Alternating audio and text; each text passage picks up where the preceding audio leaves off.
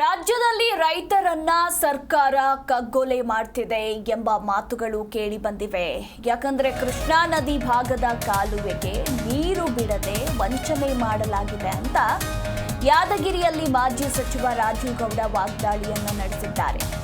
ಎರಡನೇ ಬೆಳೆಗೆ ನೀರು ಕೊಡದಿದ್ರೆ ನಾವು ಹೋರಾಟ ಮಾಡ್ತೇವೆ ಎಂದ ಮಾಜಿ ಸಚಿವ ರಾಜು ಗೌಡ ಬಸವಸಾಗರ ಹಾಗೂ ಆಲಮಟ್ಟಿ ಜಲಾಶಯದಲ್ಲಿ ಸಾಕಷ್ಟು ಸಮರ್ಪಕ ನೀರಿದೆ. ಆದರೆ ಇಲ್ಲಿ ಎರಡನೇ ಬೆಳೆಗೆ ರೈತರಿಗೆ ನೀರನ್ನು ಹರಿಸ್ತಾ ಇಲ್ಲ.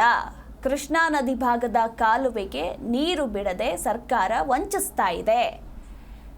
ಎರಡನೇ ಬೆಳೆಗೆ ನೀರು ಕೊಡದೇ ಇದ್ರೆ ನಾವು ಹೋರಾಟವನ್ನು ಮಾಡ್ತೇವೆ ಎಂದ ಮಾಜಿ ಸಚಿವ ರಾಜು ಗೌಡ.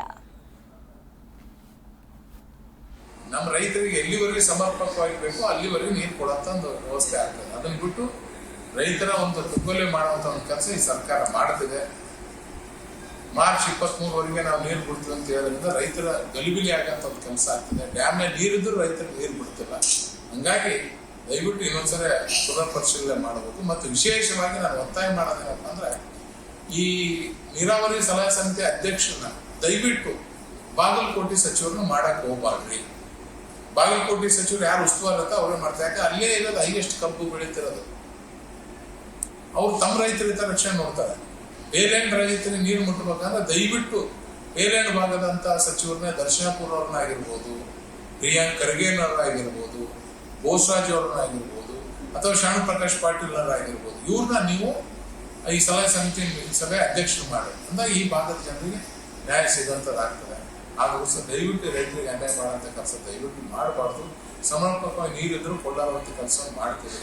ಸುಮ್ಮನೆ ಆಂಧ್ರಕ್ಕೆ ವೇಸ್ಟ್ ಆಗಿ ನೀರು ಬಿಡ್ತಿದ್ರಿ, ಇವೆಲ್ಲ ಸರಿಯಲ್ಲ. ರೈತರ ಹಿತರಕ್ಷಣೆ ಕಾಪಾಡುವಂಥ ಕೆಲಸ ಇಲ್ಲಿ ಜನಪ್ರತಿನಿಧಿಗಳು ಅಧಿಕಾರಿಗಳು ಮಾಡ್ಬೇಕಂತ.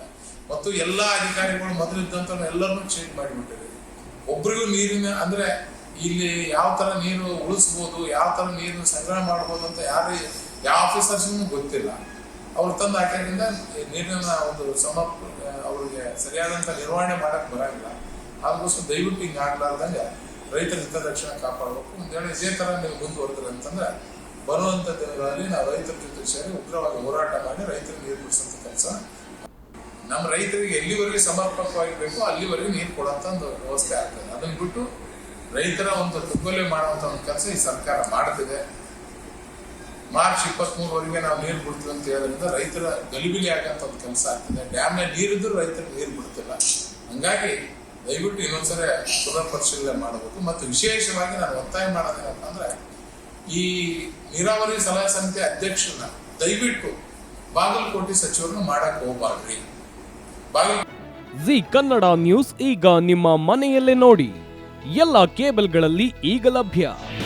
ನಿಮ್ಮ ನೆಚ್ಚಿನ ಜಿ ಕನ್ನಡ ನ್ಯೂಸ್ ಈಗ ಸನ್ ಡೈರೆಕ್ಟ್ ನಲ್ಲಿ number 292, Tata Play number 1664, Jio TV number 1334, NXT digital number 30, in cable number 30, SITI networks 51, U digital number 162, GTPL number 17, Rockline telecommunications number 42, Shri Basaveshwara cable number 168, rural cable network 60, Vinayaka digital 57, Abhishek cable 821, city channel 53, Siddeshwara cable network 57, ವಿ4 digital infotech 628, Surya digital networks 53, Gajanan digital number 836, Malnad infotech private limited number